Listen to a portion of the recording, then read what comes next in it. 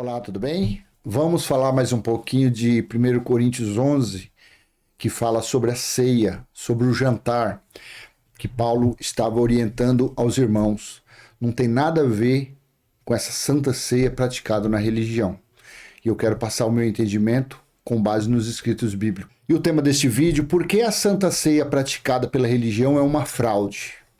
É isso mesmo, é um engano, é uma mentira, é uma forma de aprisionar as pessoas na religião. Aí você, de repente, você fala, você está falando isso porque você é um ateu, você é um incrédulo. Claro que não. Eu, pelo contrário, eu creio no meu Senhor, que é o Pai do meu espírito. Eu creio no que o Senhor é o Espírito e não um envelope, uma vassoura ou um pregador. Isso não, isso é coisa de religioso. O meu Criador, ele é o Espírito. Foi ele que fez todas as coisas, assim eu creio. Eu creio que você no Espírito é meu irmão. Na carne não, mas no Espírito nós somos irmãos. Então, eu não sou incrédulo porque eu acredito nos escritos. Se eu estou fazendo vídeos, eu faço com base nos escritos. E por eu não ser um religioso, eu tenho uma compreensão racional dos escritos. Cabe você aceitar ou não. Eu não estou aqui para converter ninguém, eu não estou aqui pregando para ninguém. Eu apenas estou fazendo o que eu mais amo na minha vida, que é falar do meu Criador. Assim eu creio. Por que a Santa Ceia praticada pela religião é uma fraude? Então eu já fiz aí, eu acho que esse é o terceiro vídeo que eu estou fazendo mais ou menos nesse tema, e eu te convido a ler 1 Coríntios capítulo 11, versículo do 17 ao 22. Por que eu não vou ler o 23, 24? Em memória de mim, porque isso aí eu já fiz vídeo à parte. E esse daqui eu quero mostrar que Paulo não estava ensinando ninguém a se reunir no primeiro dia da semana ou no segundo dia da semana para praticar isso aqui. Paulo não estava ensinando nada disso. Paulo estava ensinando que os irmãos, quando se reunissem como igreja, que nos dias de hoje não precisa mais, mas se você quiser se reunir, tudo bem, mas não precisa mais. Ele estava orientando a eles, quando eles se reunissem como igreja, para eles terem educação, para eles dividir certinho ali o que tivesse para eles comerem naquela celebração, naquele jantar, porque ceiar é jantar. Ceia é a comida maior, é o alimento maior que se faz no começo da noite. É jantar. Não tem nada a ver de Santa Ceia. Santa Ceia quem inventou foi a religião.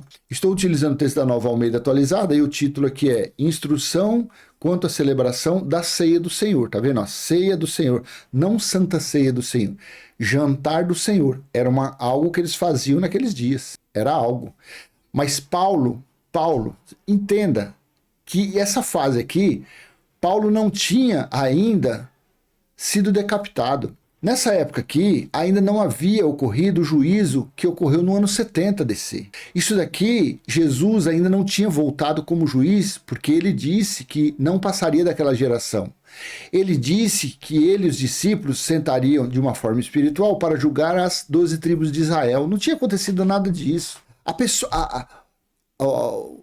Os líderes, a teologia, pega a Bíblia e não respeita a contextualização, não respeita a época, não respeita o time dos escritos. E pega isso daqui e aplica como se fosse escrito ontem, semana passada, mês passado. Abre essa sua cabecinha de menino e começa a entender as épocas. Aí você fala, não, mas é que você não tem fé. Claro que eu tenho. Tanto que eu creio, que tenho fé, que eu falo com ousadia, com autoridade, os escritos bíblicos. Por isso que eu demonstro a minha fé. E essa fé é um dom. São os 3 dons que existem nos homens. Só tem 3. O dom de falar em línguas e idiomas não tem mais. O dom da profecia não tem mais. O dom de revelação não existe mais. Porque isso era até o ano 70, até o perfeito vir. Quando o perfeito veio, acabou esses dons. E acabaram-se os títulos de pastor, de bispo, de mestre, de presbítero. Acabou isso aí, acabou tudo. Tudo isso acabou. Então, veja, fica aí pegando isso aqui e aplicando na vida das pessoas como se fosse algo atualizado, fosse um escrito recente. E não respeita a contextualização. O problema do religioso é esse. O problema da religião é isso. Eles pegam uma passagem quando eles querem tomar dinheiro das pessoas e leem aquilo. Vai lá no Antigo Testamento, vai lá em Malaquias, coisa que não foi escrito para para nós, aquilo foi escrito lá para os sacerdotes, para os levitas. Aí os líderes usam daquilo ali para pegar 10% que a pessoa ganha. Usa voto, porque está lá em Deuteronômio, números para lá, porque era lei e voto, que a pessoa não podia, tinha que cumprir o voto feito a Deus. Aí eles trazem para hoje e aplica na vida das pessoas. As pessoas que não têm conhecimento, as pessoas que não lê, a pessoa trabalha ou estuda, é cheia de compromisso, não tem tempo de ler. Aí o que acontece? Ela vai para uma chamada igreja, que eu prefiro chamar sinagoga, porque sinagoga é onde se reúnem os judeus para fazer a leitura das leis mosaicas, e aplica isso daqui, essas coisas, na vida dos religiosos. E eles abraçam como uma verdade suprema. Aí quando aparece alguém lendo de uma forma racional, eles chamam, não, isso é um herege, isso é um ateu. Eu sou um herege, com muito prazer. Porque o que é herege? É ser contra a doutrina religiosa. E claro, eu não sou religioso. Então assim está escrito em 1 Coríntios 11, 17 ao 22. Mas nisto que agora prescrevo, não posso elogiá-los, porque vocês se reúnem não para melhor, mas sim para pior. Porque, antes de tudo, estou informado que, quando se reúnem como ou na igreja, aqui fala na igreja, mas é como igreja, existem divisões entre vocês. E eu, em parte, acredito que isso é verdade. Versículo 20, versículo 19. E é até necessário que haja partidos entre vocês, para que também os aprovados se tornem conhecidos entre vocês. Quando, pois, se reúnem no mesmo lugar, não é a ceia do Senhor que vocês comem. Quando se reúnem no mesmo lugar, não é o jantar do Senhor que vocês comem. Tem nada a ver de Santa Ceia aqui. Porque quando comem, cada um toma antecipadamente a sua própria ceia. E enquanto um fica com fome, o outro fica embriagado. Versículo 22. Será que vocês não têm casas onde podem comer e beber? Ou menosprezam a igreja de Deus e envergonham os que nada têm? Que posso dizer a vocês? Devo elogiá-los? Nisto certamente não posso elogiá-los. Então Paulo estava aqui falando para eles que quando eles se juntavam, não era o jantar do Senhor, não era a confraternização do Senhor, não, porque cada um ia lá e se servia sem respeitar a vez de ninguém. Cada um bebia antes dos outros. Aí um comia mais que o outro, um se embriagava mais. E aquele que era mais pobrezinho, mais humilde que estivesse no meio deles, ficava com fome. Nem comia nem bebia, porque não sobrava nada. Por causa do quê? Por eles não terem aquela educação, não terem a harmonia de sentarem todos juntos e ali começar a ceia, começar o jantar. Começar a comer os alimentos que ali tinham para aquela confraternização. Então Paulo aqui está falando exatamente isso. Aí você fala, mas do versículo 23 está... aí já é outro assunto.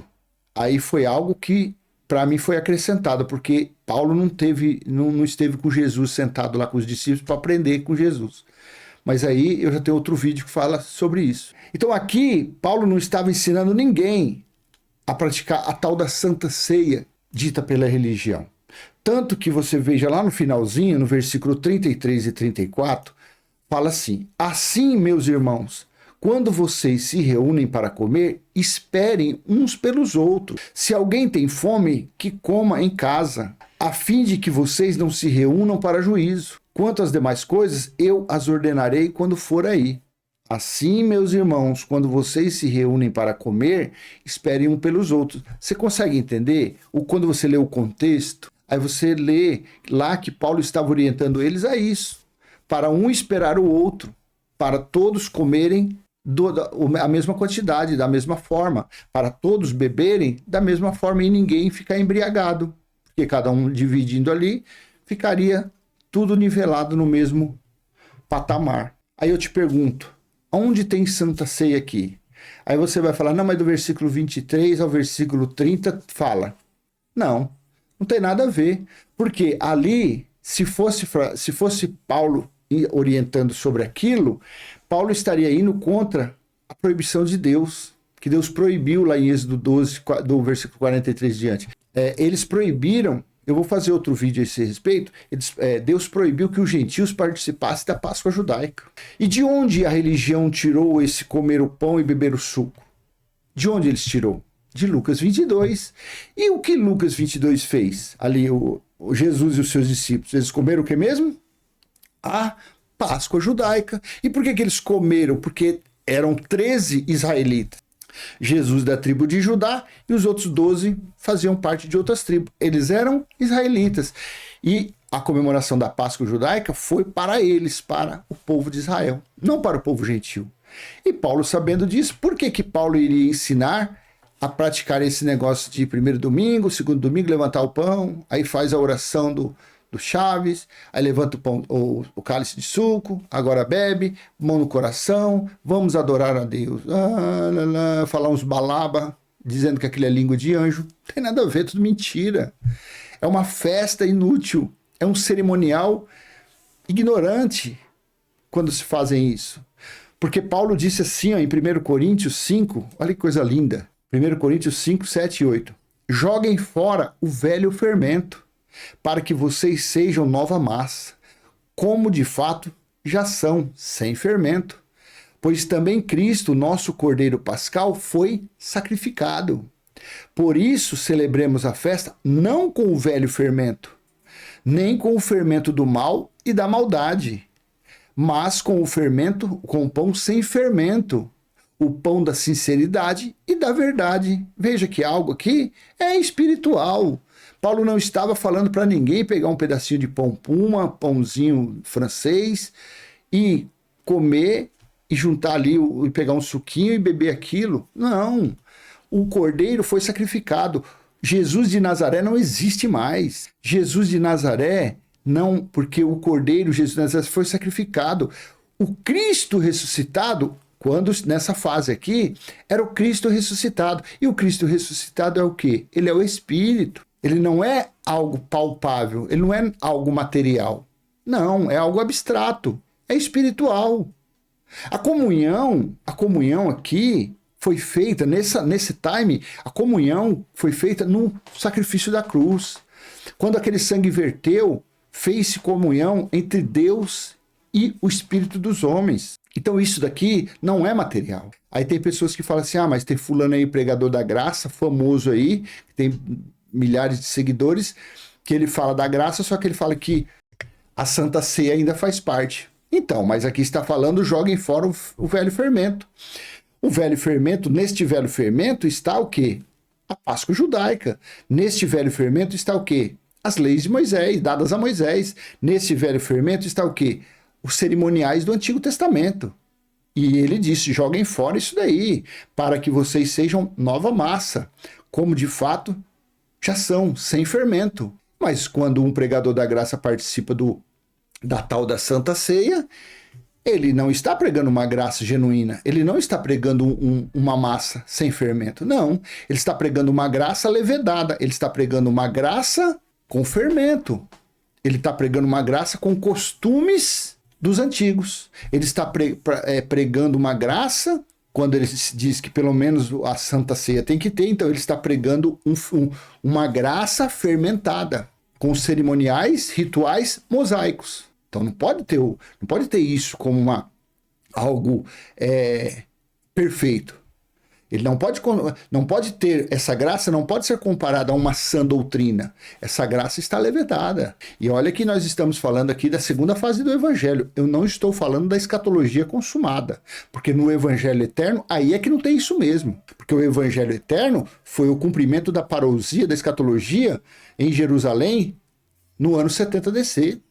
Foi o cumprimento do dia do Senhor, iniciado no ano 66, que findou na metade do ano de 70, que durou 3 anos e meio, metade de uma semana, 1.260 dias ou 42 meses. Então, está mais atrasado ainda essa pessoa que fala que prega graça, mas ainda come um pão e bebe suco. Pelo menos eu estou tranquilo, porque eu não sou pregador de coisa nenhuma.